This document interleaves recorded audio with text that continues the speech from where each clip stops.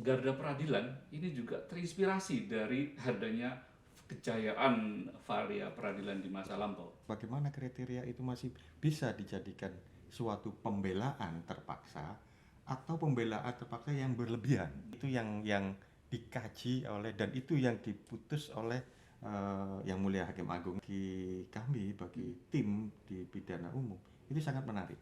Diharapkan dengan lahirnya Garda Peradilan ini dapat mengisi kekosongan informasi terkait putusan-putusan penting Mahkamah Agung yang memuat kaidah-kaidah.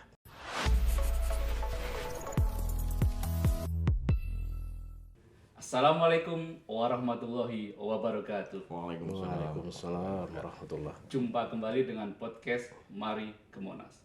Ruang bicara inspiratif untuk mewujudkan kepaniteraan Mahkamah Agung yang modern dan berintegritas. Kabar baik yang dapat kita sampaikan adalah bahwa pada segmen Palu Peradilan, podcast Mari ke Monas punya konten baru, yaitu bedah editorial Garda Peradilan.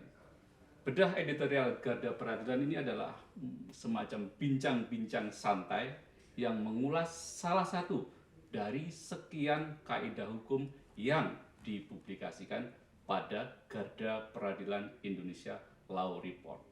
Perlu kami sampaikan bahwa Garda Peradilan ini adalah terbitan berkala yang diterbitkan oleh Kepaniteraan Mahkamah Agung, dan kami informasikan bahwa hingga saat ini telah terbit 4 terbitan, 1 edisi khusus dan 3 edisi reguler.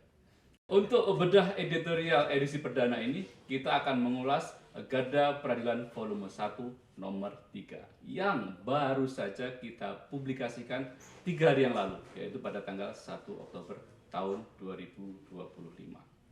Nah, kami telah mengundang 2 redaktur Garda Peradilan untuk edisi ini. Yang pertama yaitu Bapak Minanur Rahman. Beliau ini adalah redaktur senior pada Garda Peradilan yang juga merupakan panitera muda pidana umum. Selamat datang, Pak. Selamat siang. Terima kasih. Sehat, Pak? Alhamdulillah, harus sehat ya. Harus sehat. Hari-hari ini memang Bapak sibuk sekali, Pak ya. Baik urusan kedinasan maupun urusan non kedinasan, ya, urusan kekeluargaan yang sebentar lagi ada hajat. Semua mudah-mudahan lancar, Pak ya. Insya Allah. Ya. Semua kegiatan, keluarga, kantor, semuanya. Kalau niat ibadah kita tidak akan kita pernah lelah. Amin, amin, amin. Luar biasa. Yang kedua juga kita mengundang redaktur juga dari Garda Peradilan, yaitu Bapak Amiruddin Mahmud. Gimana Pak Amir, sehat? Alhamdulillah Beliau sehat ini pemuda selalu. harapan bangsa. Semangat Amir? Selalu semangat, Mas. Selalu semangat. Baik, Pak Panmud sama Pak Amir, sebelum kita mengulas lebih dalam tentang kaidah hukum yang kita pilih, ada baiknya karena ini masih edisi pertama ya, kita ulas dulu sedikit saja tentang apa sih itu Garda Peradilan. Dari Pak Panmud dulu nih, apa sih Pak Garda Peradilan ini? Ya, pertama bismillahirrahmanirrahim. Jadi Garda Peradilan ini adalah, saya harus ngakui, ide brilian dari Panitera Pak Heru. Alhamdulillah beliau sekarang sudah terpilih menjadi Hakim Agung. Tinggal pelantikan ya Pak. Pelantikan saja.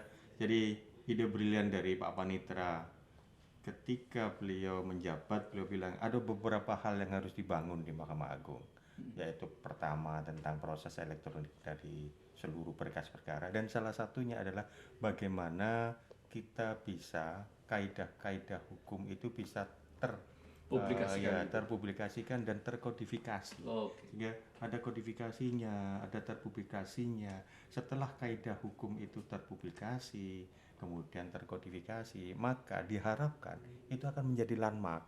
Setelah kaidah-kaidah hukum itu terpublikasi, terkodifikasi, akan menjadi landmark. Tahap selanjutnya itu akan bisa menjadi rujukan untuk bisa dibentuk jurisprudensi. Ada tahap-tahap yang harus dilakukan oleh beliau dan itu dirumuskan. Akhirnya kita seluruh panitera muda perkara itu, jadi ada tahap-tahap kita merumuskan kaidahnya sudah terumuskan di tiap bagian. Kemudian setelah itu mudah-mudahan itu menjadi landmark decision dari Mahkamah Agung, dan tahap selanjutnya akan menjadi jurisprudensi. Dan itu dipahami oleh semua komponen yang ada di peradilan. Baik, kalau kita mendengar deskripsi singkat dari Bapak, memang Garda ini digarap dengan serius sepertinya Pak, dan punya tujuan yang jelas, visioner begitu. Kalau boleh disepil tujuannya atau goals-nya itu sebenarnya apa aja sih Pak, goal-nya, tujuannya ini? Jadi tadi ada 3 tahap yang ingin dicapai, yang mulai kaidah, landmark, kemudian akan terbentuk jurisprudensi. Jadi tujuannya ada beberapa hal yang ingin kita sasar, baik untuk intern Mahkamah Agung dan juga untuk masyarakat. Jadi kalau dari intern Mahkamah Agung, mudah-mudahan dengan kaidah ini kita terbitkan, kita kodifikasikan, akan menjadi acuan bagi teman-teman atau hakim-hakim yang ada di daerah seluruh Indonesia. Oh ya, untuk kasus ini tuh ada kaidahnya. Berarti mereka akan menjadi menjadi terpola. Mereka tidak akan pernah bergerak di dalam pola-pola itu. Kemudian itu bagi teman-teman hakim yang ada bagi internal kita. Kemudian bagi masyarakat pencari keadilan, masyarakat dan para pencari keadilan. Mereka sudah tahu kok bahwa ini ya, kalau mungkin perdata, kalau mungkin pidana, mereka sudah paham kaidah-kaidahnya, itu sudah paham. Kalau begini itu pasti alurnya begini, karena kaidahnya sudah ada. Jadi kaidahnya sudah ada, dan mereka akan memahami banyak kaidah-kaidah hukum yang diterbitkan oleh Mahkamah Agung, karena Mahkamah Agung itu adalah iudek juris ya. Jadi banyak kaidah-kaidah hukum yang akan diterbitkan oleh hakim-hakim agung sehingga mereka memahami semua. Kemudian kalau bagi peneliti atau bagi kalangan akademis, bisa mereka mengkaji kaidah-kaidah hukum itu. Silakan mereka mengkaji, apakah mereka boleh mengkritik, mereka boleh mendukung, silakan. Tetapi semuanya akan terdialektika di dalam masyarakat, sehingga dengan dialektika ini akhirnya dicapai, yaitu di landmarknya sampai level jurisprudensinya. Jadi level pertama kaidah, level 2 landmark, kemudian jurisprudensi. Dan masyarakat semua paham. Kita punya paham, maksud saya hakim, intern hakim-hakim punya satu kesatuan, masyarakat dan justice para pencari keadilan paham ada kaidah-kaidah, para peneliti, para akademisi semakin bisa mengkaji. Akhirnya terjadi dialektika. Itu sih maksudnya Garda itu. Tujuannya mulia sekali Pak ya. Itu tujuan yang internal juga kita mengharapkan dampaknya juga bagi eksternal. Bagi akademisi. Luas, semuanya bisa terakomodasi di situ. Ya. Oh iya, Pak Amir, saya teringat sesuatu nih. Dulu kala nih kan, kita punya majalah yang fenomenal sekali, Varia Peradilan. Ingat Pak Amir? Ingat sekali itu. Nah, yang saya tanyakan apakah Garda Peradilan ini juga terinspirasi dari adanya kejayaan Varia Peradilan di masa lampau? Jujur kami harus akui bahwa Garda Peradilan ini lahir terinspirasi dari nama besar dari Varia Peradilan, majalah yang kita selalu nantikan dahulunya. Namun sampai saat ini sudah tidak terbit lagi. Oh iya, karena alasan teknis ya. Teknis lagi. Mungkin tahun 2017-an. Ya, terakhir itu. Sudah terbit lagi. Kemudian juga seperti tadi dikatakan Pak Parmud bahwa Pak Panitera kita selaku inisiator dari Garda Peradilan ini juga pernah menyampaikan hal ini di rapat perdana Garda yang dihadiri para redaktur senior dan redaktur pada umumnya.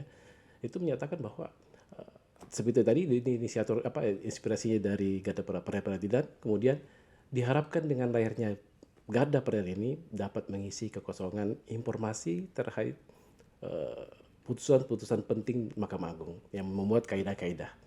Betul. Tapi kalau kita baca statistik, sepertinya harapan agar levelnya Garda Peradilan itu bisa ya setidaknya menyamai atau kalau syukur-syukurnya bisa melampaui Varia Peradilan itu sebenarnya sudah mulai terwujud.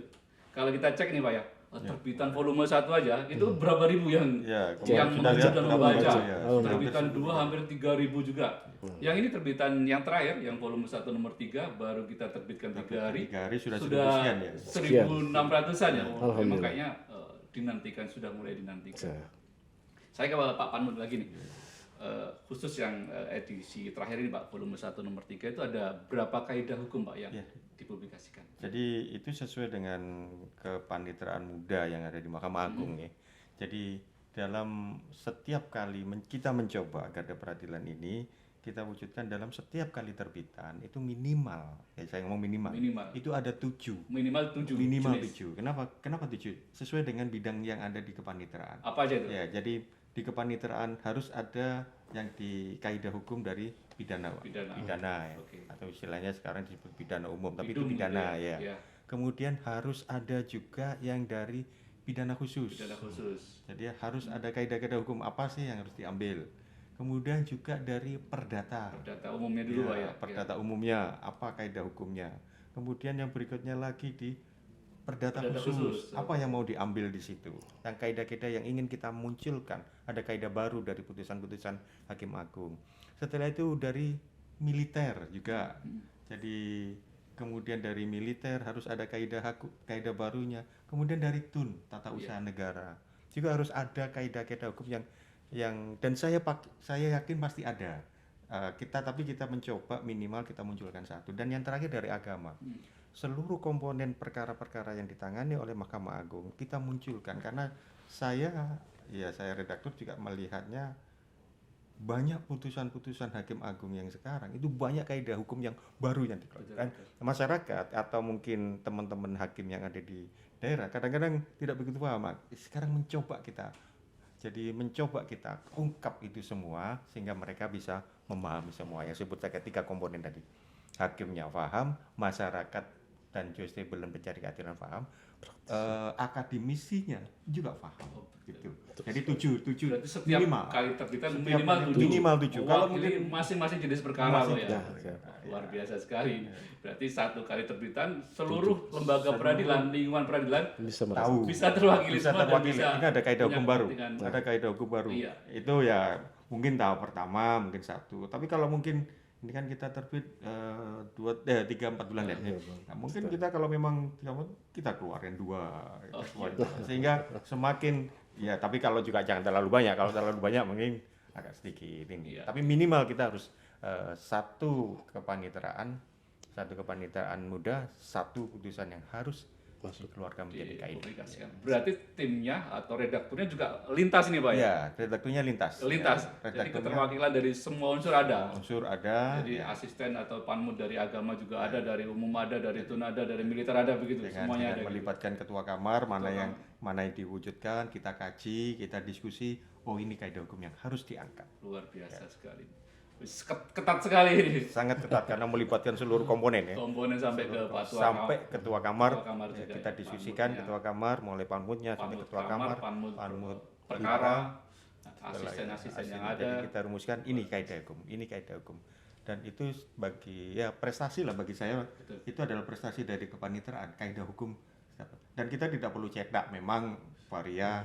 Dulu kita pasti punya kan buku. Sekarang dimudahkan dengan teknologi. Dan biayanya nggak mahal. Ya cetaknya kan hanya intern ya. Tetapi akhirnya dengan biaya yang tidak begitu mahal. Betul. Tidak begitu mahal, masyarakat juga sudah dimanapun di bus kota di mobil kita bisa baca kan. Iya. Iya. Saya ke Pak Amir nih. Ini yang terbitan kita yang terbaru nih, volume 1 nomor 3 itu ada 7 ya dia. 7. Itu bisa disepilkan Pak Amir. Diintip dulu apa aja sih kira-kira itu 7 kaidah itu. Ini menarik. Itu juga semuanya menarik pastinya karena pilihan semua itu ya. Mendapatkan kaidah. Yang pertama itu untuk di perkara pidum ada kaidah terkait dengan pembelaan tidak seimbang yang dilakukan oleh seorang yang berkesempatan menghindari suatu serangan, bukan termasuk pembelaan terpaksa yang melampaui batas atau netwear excess. Kemudian di perkara pistus kami punya kaidah terkait dengan program magang di luar negeri yang tidak mendapatkan persetujuan dari pihak yang berwenang, yang mengakibatkan peserta magang bekerja dan mendapat upah yang tidak sewajarnya, termasuk dalam bentuk eksploitasi atau tindak pidana TPPO. Kemudian dalam perkara untuk perdata umum ada kaidah perjanjian one stop schooling system dengan penahanan ijazah bertentangan dengan norma hukum. Kemudian di perdata khusus ada kaidah suatu penciptaan yang telah didaftarkan sebagai merek tidak dapat didaftarkan sebagai hak cipta. Kemudian dalam perkara agama ada gugatan uang prestasi dalam ekonomi syariah dinyatakan gugur apabila terdapat putusan pengadilan niaga yang terkait dengan penundaan kewajiban pembayaran utang atau PKPU. Kemudian ini lebih menarik, ada militer juga. Militer juga. Itu penerapan ketentuan pasal 63 ayat 1 KUHP pada dakwaan pasal 2 atau pasal 3 Undang-Undang Tipikor dan pasal 1 dan 6 KUH pidana militer. Kemudian yang terakhir dari TUN, kaidahnya itu legalisasi pemanen dengan cara membakar lahan bertentangan dengan asas-asas pengelolaan dan pelindungan lingkungan hidup. Menarik semua kalau kita simak Pamer ya. Komplit tuh dari Tugasnya proses nih, satu-satu dikaji semua. Dikaji semua ya. Masyarakat bisa paham, Iya. bisa lebih bagus. Dan banyak sekali isu-isu baru yang gitu yang sedang terjadi di masyarakat ya. Lingkungan. Kayak pembelaan terpaksa ini kan juga menarik. Penahanan ijazah yang ada di hak cipta, terus kemudian di ekonomi syariah juga ada wan prestasi yang kaitannya dengan PKPU ya. Itu menarik juga. Itu apalagi membela lingkungan ya. Iya. Pembakaran lingkungan. Semuanya menarik, dari militer juga asas konkursus idealis.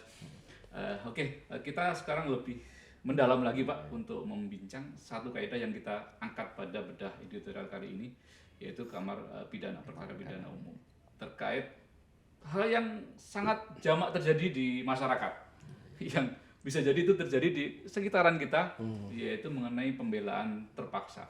Jadi batas mana sih tindakan pembelaan diri itu merupakan pembelaan terpaksa atau justru itu penganiayaan, begitu ya? Betul. Kalau boleh disepilkan Pak Adi, kaidahnya gimana sih ini kaidahnya? Iya, kaidahnya atau mungkin nanti mungkin Mas Amir juga akan menjelaskan posisinya. Tetapi yang perlu kami karena tadi kepaniteraan pidana ya, pidana umum, itu kajian-kajian kami menariknya itu adalah ada pembelaan terpaksa. Bagaimana ketentuan pasal 49 itu, pembelaan terpaksa yang dilakukan, apakah pembelaan bagaimana kriteria itu masih bisa dijadikan suatu pembelaan terpaksa atau pembelaan terpaksa yang berlebihan. Nah, itu yang dikaji oleh dan itu yang diputus oleh Yang Mulia Hakim Agung dalam ini, dan itu bagi kami, bagi tim di pidana umum itu sangat menarik karena ada parameter, ada ketentuan orang yang bisa dinyatakan sebagai pembelaan terpaksa dan ada juga orang yang pembelaan terpaksa yang berlebihan, melampaui batas, melampaui batas. Jadi bagaimana dan di samping ada pembelaan tadi ya, tapi di situ juga saya juga harus melihat ada proses keadilan yang diberikan oleh Hakim Agung. Memang disebutkan sebagai pembelaan terpaksa, tetapi Hakim Agung pembelaan terpaksa yang berlebihan, tapi Hakim Agung dalam menjatuhkan pidana pun itu ada proses keadilan, proses penalaran, penalaran dan kajian keadilan yang sangat tinggi. Tetap dinyatakan salah, tapi dalam penjatuhan hukuman di situ yang saya sangat menarik bagaimana penjatuhan hukuman gitu. Jadi kalau saya atau mungkin diterangkan ini dulu posisi kasusnya, baru nanti ini loh kaidah yang supaya intisarinya nanti kita sarikan di belakang Pak. Kita tanya ke Pak karena beliau juga termasuk tim redaktor untuk redaktor untuk Garda ini. Kasus posisinya atau ringkasan kasus posisi ya, itu seperti apa sih Pak Mer, itu cerita singkatnya? Itu menarik sebenarnya, meskipun kasusnya ini kecil perkelahian kemudian penganiayaan, tapi menarik terkait dengan penerapan asas tadi, prinsip dan outward access tadi. Awal ini duduk kasusnya pun ini berawal dari si terdakwa sedang berada di suatu warung. Kemudian korban dan anaknya kebetulan lewat di situ juga dengan menggunakan sepeda motor. Namun memang antara korban dan terdakwa sebelumnya ada permasalahan terkait dengan masalah kapal. Ada permasalahan begitu. Jadi saling kenal sebenarnya. Saling kenal. Kemudian ketika korban dan anaknya melihat si terdakwa sedang berada di depan warung itu, mereka turun dari motor terus mendekati terdakwa. Tentunya dengan nada marah ya, karena masalah kapal tadi.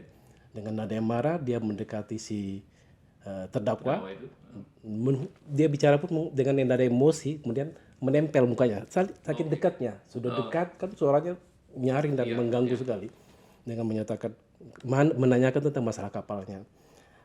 Intinya aki kapal si korban ini hilang, dia menanyakan kepada si terdakwa dengan nada yang besar dan mendekat kepada wajahnya sehingga si terdakwa ini merasa terganggu.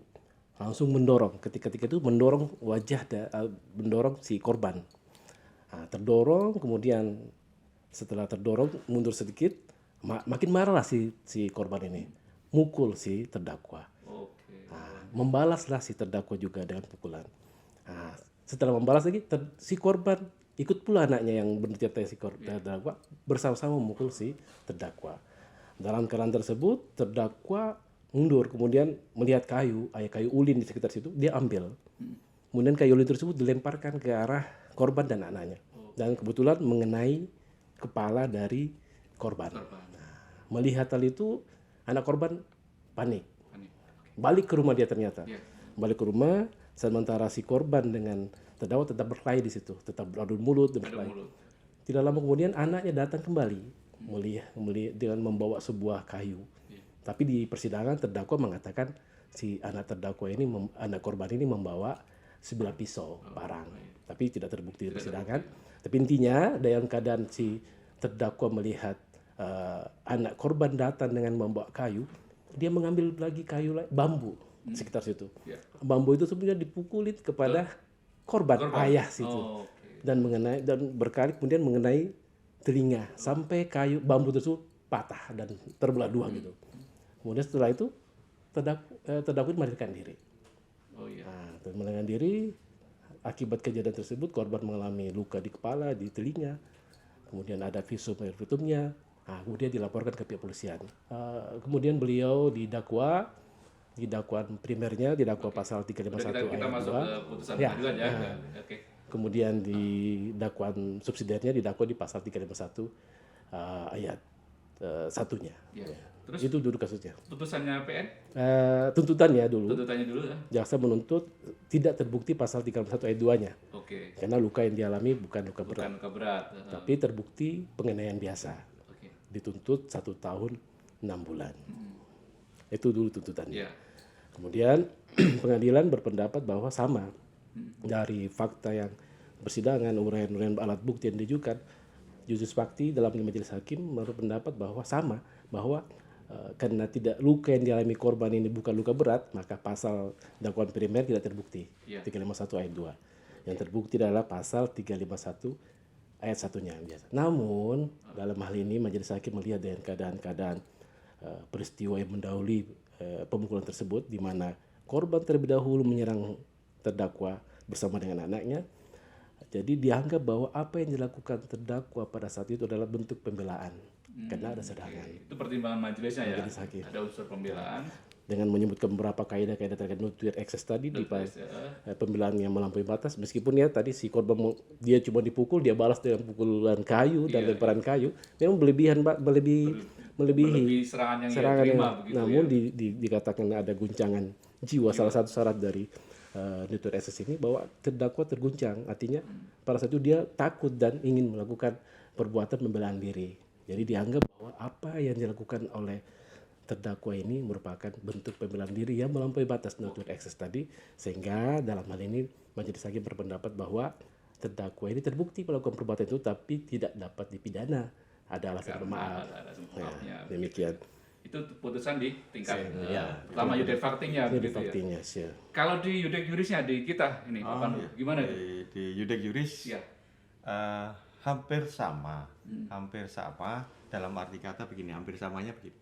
Bahwa pembelaannya itu memang pembelaan terpaksa, tetapi harus melampaui batas. Melampaui batas apa?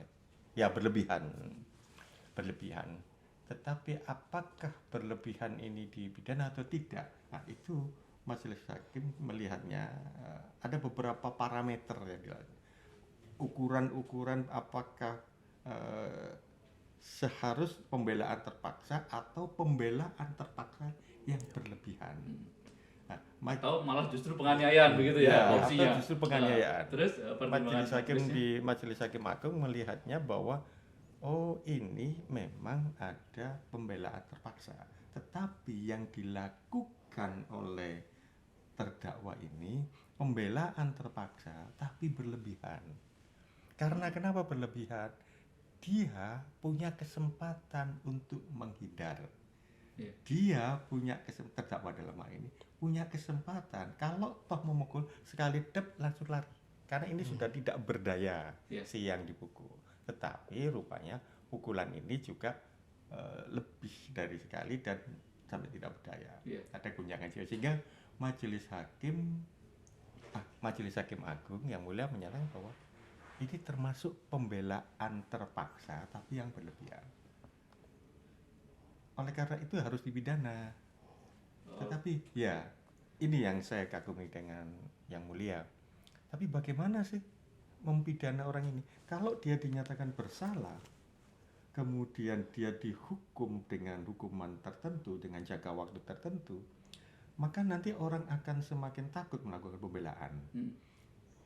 Tetapi Majelis Hakim melihatnya bahwa yang saya kagum dengan putusan Majelis Hakim, dia dipidana, tetapi pidananya itu percobaan. Gitu. Dengan pidana percobaan itu ada namanya ada kearifan, ada kajian keadilan yang cukup bagus. Boleh kamu melakukan pembelaan terpaksa dan ada berlebihan. Tetapi karena dalam hal ini korban mempunyai akses atau mempunyai andil dalam kesalahan terdakwa, kalau korban tidak memprovokasi kan terdakwa tidak akan melakukan ya. Kalau tidak diprovokasi tidak dilakukan, maka dia harus dipidana. Pidananya apa? Cukup dengan percobaan, memberikan pelajaran kepada masyarakat. Kalau mau bela, jangan jangan terlalu bahasa Jawanya jangan teman-teman. Ya cukup karena ada parameter dalam setiap kali pembelaan itu. Parameternya itu ingat saya ada 5 parameter yang dilakukan. Jadi serangan-serangan itu mendadak. Jadi ada ancaman ya. Jadi seorang terdakwa itu harus ada ancamannya. Kemudian serangannya mendadak. Nah, dalam case ini yang tadi dari posisi kasus kan kelihatan bahwa sebenarnya pendadakan itu sudah tidak ada. Pendadakan itu karena sudah sempat ada yang keluar, waktu yang sudah cukup panjang. Jadi pendadakan itu sudah tidak begitu Dan yang kedua untuk melindungi sesuatu yang sah. Dia melindungi dirinya daripada penganiayaan itu ada perlindungan terhadap yang sesuatu yang sah. Dan yang berikutnya itu proporsional. Jadi tadi kalau mukul ya, kalau orangnya sudah tidak berdaya ya sudah, kamu tinggal. Jangan sudah tahu tidak berdaya, dihantam sampai ada visumnya kan ya, visumnya sempat berdarah, sempat ini berapa kali robekan. Bahkan kayu atau bambu itu saya lupa sampai patah. Itu kan berarti ada perusahaan. Tetapi sekali lagi saya harus ngomong di situ yang saya kagum dari yang pertimbangannya yang mulia. Orang ini salah harus dihukum. Tapi bagaimana hukuman ini tidak menimbulkan istilahnya nanti orang tidak berani bela. Nah, hukumannya bagaimana? Ya dihukum percobaan. Kalau mau bela jangan teman-teman bahasa Jawanya gitu ya. Jangan membela diantemi kamu apa kelebihan. Jadi bela ya bela, jangan teman-teman. Gitu. Akhirnya putusan judek faktinya dibatalkan oleh putusan mahkamah. Jadi kasasinya dari jaksa kalau dia salah hasilnya kasasi jaksa diterima dikabulkan. Dibatalkan putusan sama materinya sama dia terbukti. Dengan 351 ayat 1 kalau saya tetapi dia tetap dipidana. Pidananya apa? Itulah kearifan Hakim Agung di situ dengan alatnya. Dipandang dia punya kesempatan untuk menghindar gitu ya. Kenapa tidak menghindar justru melakukan perbuatan yang sudah tidak tahu, seimbang gitu ya. Sudah tahu begitu gitu. Dia malah ambil bambu malah lebih diserangkan gitu. Itulah titiknya. Coba disimpulkan ulang Pak Amir, mungkin kaidahnya yang intinya ringkas begitu biar pemirsa nanti bisa menyimpulkan kaidahnya yang ringkas padat seperti apa. Pada saat tadi dengan syarat-syarat yang harus terpenuhi dari suatu nutut ekses tadi, sama yang terpenting sebenarnya pada pertimbangan Mahkamah Agung bahwa ada sesuatu yang tidak terpenuhi. Di antara adalah ada kesempatan bagi terdakwa ini untuk menghindar. Dia punya kesempatan untuk menghindar, tapi justru melakukan perbuatan yang melampaui batasnya. Padahal dia punya kesempatan. Mungkin lain cerita kalau dia tidak punya kesempatan. Betul. Yang kedua lah tadi komponen terkait dengan adanya kegoncangan jiwa terdakwa itu tidak terpenuhi pula, karena ada tadi dengan adanya waktu yang ada jeda itu sudah ada waktu dia tidak tergoncang lagi pada terutama kejadian yang kedua ketika dia memukul dengan bambu itu sebenarnya sudah tidak tergoncang lagi. Tidak ada. Dia ini tidak memenuhi kategori nuntut ekses begitu ya. Tidak terpenuhi. Makanya dijatuhkan pidana begitu. Betul sekali. Baik. Menarik di situ memang karena PN sebenarnya pada dasarnya sama dengan Mahkamah Agung berharap melihat bahwa dalam menjatuhkan pidana itu harus melihat latar belakang apa yang latar belakang si terdakwa melakukan. Memang latar belakangnya ada tadi mulai dari si korban sehingga mestinya yang terjadi adalah perkelahian. Sehingga tadi ujung-ujungnya adalah si terdakwa ini berlebihan. Ada waktu, intinya ada waktu untuk dia untuk menghindar ketika anak si korban kembali lari untuk mengambil, sebenarnya di situ dia bisa melarikan pergi dari situ, sudah meninggalkan aja selesai. Justru dia khawatir kepada anak korban, justru dia dipukul bapaknya kan si korban. Itu yang menunjukkan majelis mengatakan bahwa kok memang kalau dia tergoncang dengan kehadiran si anak korban, lalu ngapain dia menyerang korban yang tidak kalau itu posisi menyerang. Dia kan dia khawatir dengan kehadiran. Tapi ternyata khawatir itu tidak, karena faktanya juga di persidangan itu anak korban itu dihalangi oleh masyarakat dan tidak ada terbukti dia membawa parang tadi seperti dengan persangkaan dari terdakwa. Itu intinya berarti ya keren sekali itu pertimbangannya.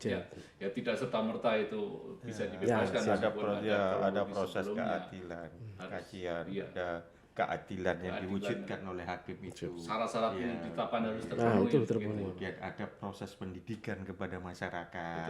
Kan putusan sekali lagi ada proses keadilan yang diwujudkan oleh Yang Mulia Hakim Agung. Kemudian ada proses pendidikan kepada masyarakat. Bagaimana korban itu jangan memprovokasi seseorang untuk berbuat salah. Kemudian bagaimana seorang yang diprovokasi untuk berbuat salah bisa menahan diri untuk tidak melakukan perbuatan pembelaan yang berlebihan. Jadi ada saya melihatnya itu putusan ini. Kenapa itu diambil oleh pidana umum menjadi salah satu yang kaidahnya itu ya. Jadi ada proses kajian keadilan dari Hakim Agung, ada proses pembelajaran kepada masyarakat, dan itu perlu diketahui oleh masyarakat bagaimana Hakim Agung memberikan suatu putusan yang itu bisa dengan keadilan yang ada pada diri beliau bisa memberikan pelajaran pendidikan kepada masyarakat. Itu yang paling utama suatu putusan. Pelajaran bagi hakim yudek fakti di Indonesia, seluruh Indonesia akhirnya menjadi pelajaran bagi pelajaran. Harus nanti mungkin ujungnya adalah kesatuan hukum betul sekali. Harus memperhatikan tadi komponen-komponen terpenuhi syaratnya enggak untuk menjadikan dia terkategori sebagai nuntut ekses tadi. Kalau tidak terpenuhi bukan nuntut ekses. Itu seperti itu. Luar biasa sekali. Pak Amir atau Pak Panut ini, kalau pembaca pengen membaca Garda Peradilan nih, kalau pemirsa setia podcast Mari ke Monas ingin membaca itu bacanya di mana sih? Menemukan linknya itu? Yang menarik tadi seperti sampaikan tadi Pak Panut bahwa ini gratis sekarang. Dulu kan mungkin ada bayar beberapa. Terus sekarang tidak. Betul Pak. Gimana itu? Sekarang online Bapak, secara online. Dipublikasikan secara online di website kementerian. Tapi ada juga fisiknya, cuman terbatas. Ini terbatas kebutuhan organisasi. Masyarakat ketika ingin juga mengakses secara online tabloid kami Garda Peradilan ini bisa melalui website Kementerian Mahkamah Agung atau langsung mengklik kalau Mbah Google, klik aja Garda Peradilan, langsung muncul. Luar biasa teknologi yang membantu kita untuk mendapatkan hal-hal sangat mudah sekali ya. Betul. Jadi tinggal klik atau ketik Garda Peradilan langsung muncul. Silakan baca, silakan akses, silakan kalau mau di-download silakan di-download. Tidak bayar juga kan, nggak bayar. Gratis loh. Kita gratis yang kan. penting bayar paket kuotanya dia sendiri. Kita nggak ada harus bayar nggak. Silakan dan itu adalah satu yang diberikan oleh Mahkamah Agung untuk mewujudkan peradilan yang agung, mau dedikasi Mahkamah Agung untuk masyarakat, membangun hukum, membangun masyarakat di bidang hukum. Luar biasa sekali. Baik pemirsa, itulah perbincangan bedah editorial volume 1 nomor 3 Garda Peradilan. Teriring doa, harapan agar Garda Peradilan ini tetap konsisten terbit, kemudian meningkat Pak ya, kualitasnya dari waktu ke waktu sehingga dapat mendorong terwujudnya kesatuan hukum di negara. tim Garda ini orang muda-muda semua. Orang muda-muda semua, Orang muda-muda masih semua potensial. yang sangat potensial dan masih lama sekali mengabdi kepada Mahkamah Agung dengan harapan mereka akan mewujudkan jadi peradilan yang agung, mewujudkan di tim ini, tim untuk mewujudkan Garda Peradilan, tim yang untuk mewujudkan banyak tim, dan tim ini adalah, saya harus mengakui, tim yang solid, tim muda, tim untuk memberikan pelayanan, salah satu pelayanan dedikasi pembelajaran terbaiknya lah Pak ya kepada masyarakat. Luar biasa Luar sekali. biasa. Terima kasih atas perhatian Anda. Nantikan tayangan-tayangan kami selanjutnya tetap di podcast Mari ke Monas. Teriring doa dan harapan semoga hari kita dipenuhi dengan kebijaksanaan dan keadilan. Akhirul kalam, wassalamualaikum warahmatullahi wabarakatuh. Waalaikumsalam warahmatullahi wabarakatuh.